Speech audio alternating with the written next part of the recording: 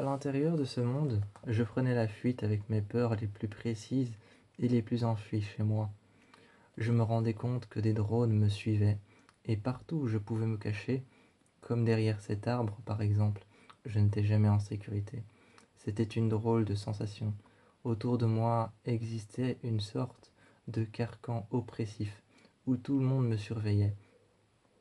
Je regardais contre cet arbre, à droite et à gauche, et même si je me sentais en sécurité, et que l'arbre pour moi était une zone de sécurité, j'avais toujours l'impression d'être observé, l'impression qu'il y avait une caméra qui me regardait, l'impression qu'un garde armé de ces grands fusils d'assaut noirs était là quelque part. J'estimais que j'avais des chances de survivre, j'estimais que j'avais des chances de survivre à cette vie retravaillée, cette vie dont tout avait été réexercé. Les lois avaient été réécrites, les lois avaient été refaites. Un jour, je me suis présenté devant une grande passerelle. Cette passerelle donnait sur un robot rond, énorme et noir. Il y avait plein de câbles reliés à ce robot, et je l'ai vu.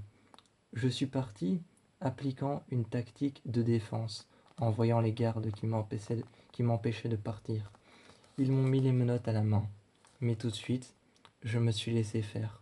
En me laissant faire au moment précis où ce devait être le bon moment, celui qu'il fallait que je choisisse, avec vraiment beaucoup de précautions et minutieusement. J'ai choisi le bon moment et j'ai frappé d'un seul coup les mains derrière le dos. Je me suis tourné et j'ai regardé le garde tomber. Au sol, j'ai récupéré son arme, comme je le pouvais. Comme je le pouvais, j'ai récupéré son arme et c'est avec le laser que j'ai pu me débarrasser des chaînes. Je me suis débarrassé des chaînes, je les ai coupées. Mais les bracelets des menottes formèrent toujours autour de mes mains des bracelets qui étaient assez lourds et m'empêchaient de faire des mouvements fluides. Mais je courais, je partais, je m'enfuyais. À l'intérieur de la ville, un drone au-dessus me surveillait. J'entendais le bruit qu'il faisait, un bruit aérien et presque hypnotique. Je pouvais courir, partir, et j'avais ce talkie-walkie. J'avais ce talkie-walkie avec moi, et il fallait que je rejoigne un ami. Ma capuche sur les cheveux, je me suis alors caché en me disant que j'avais la certitude qu'il ne me trouverait pas, et j'ai essayé d'appeler mon ami. Ma motivation à l'appeler, quant à ma motivation à survivre, était exactement la même. J'avais cette motivation à survivre et à trouver mon ami.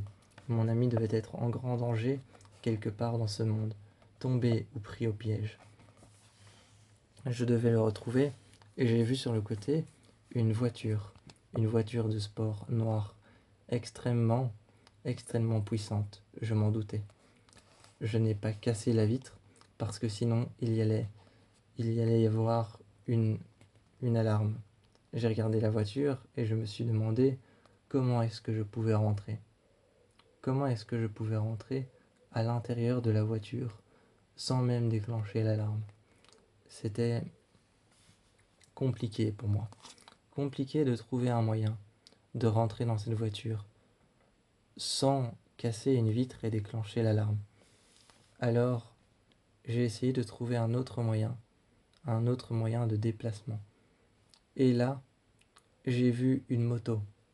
Il me fallait une seule chose, une arme du gouvernement.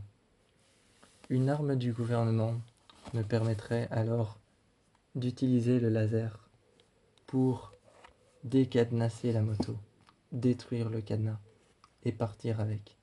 J'ai redressé la moto, lourde contre mes mains, et ensuite, une fois lourde contre mes mains, décadenassant la moto de sa roue arrière, je me suis mis dessus. J'ai regardé devant moi. J'ai essayé de tenir en équilibre malgré la lourdeur de la moto d'un côté et de l'autre. Après avoir enlevé le pied, je suis parti. J'ai regardé derrière moi la voiture en me disant que c'était dommage que je n'ai pas pu trouver de moyen pour rentrer dans la voiture et pour pouvoir la conduire. Mais quand même, tout de même, j'avais trouvé la moto. J'étais parti et Étrangement, je m'attendais à un bruit énorme, à devoir prendre la fuite, à devoir partir en roulant très vite, à devoir accélérer, à voir la lumière rouge du phare arrière et blanche devant moi, traverser la rue tel un néon. Mais non, la moto a démarré d'un seul coup, et moi dessus, démarrant d'abord lentement, et puis d'un seul coup, le phénomène étrange qui s'est produit, c'est que cette moto ne faisait aucun bruit. Peut-être que c'était une moto d'élite du gouvernement, et que si elle ne faisait aucun bruit, c'est qu'elle avait été modifiée pour arriver en toute discrétion, ce qu'il me fallait en plus. Alors, j'ai vu à l'arrière, contre la moto, juste là où se cachait la roue arrière, une arme dissimulée. Une arme dissimulée contre le physique de la moto que j'ai pu ouvrir. Il y avait un boîtier sur le côté. Je pensais que c'était simplement un manche attachant la roue arrière. Mais c'était un boîtier qui, d'un côté et de l'autre, gardait des munitions, des grenades réfléchissantes de l'autre et une arme tout le long. Je l'ai prise et ce ceinturon avec ses grenades réfléchissantes et ses armes tranchantes à double tranchant et à tranchant de scie, je les ai pris, je les ai accrochés. Je me suis permis de les prendre et de les réduire à ma taille, et j'ai passé mon blouson au-dessus, mon sweat à capuche au-dessus de mes cheveux, et j'ai essayé de passer incognito. La moto maintenant m'appartenait, mais il fallait que je retrouve mon ami. Il fallait que je le retrouve quelque part, dans ce monde transformé. Je savais que je connaissais son matricule, mais dans ce monde transformé, depuis les années 2019, dans ce monde transformé, eh bien aujourd'hui, à l'heure actuelle, à 19 heures du soir, et à 19 heures du soir, aujourd'hui, un mardi, alors que je levais les yeux, qu'il faisait nuit, et que bientôt,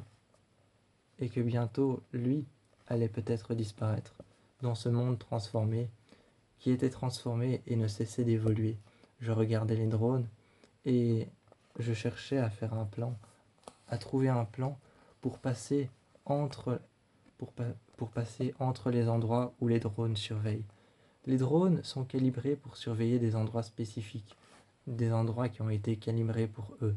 Ils surveillent certaines rues, certains endroits, certains immeubles, et j'ai essayé de faire un plan en les suivant à la trace, en marchant avec mon arme cachée dans mon dos, pour pouvoir tout de suite la saisir et me défendre s'il le fallait. J'ai suivi un drone et plusieurs autres, et j'ai regardé à un endroit précis.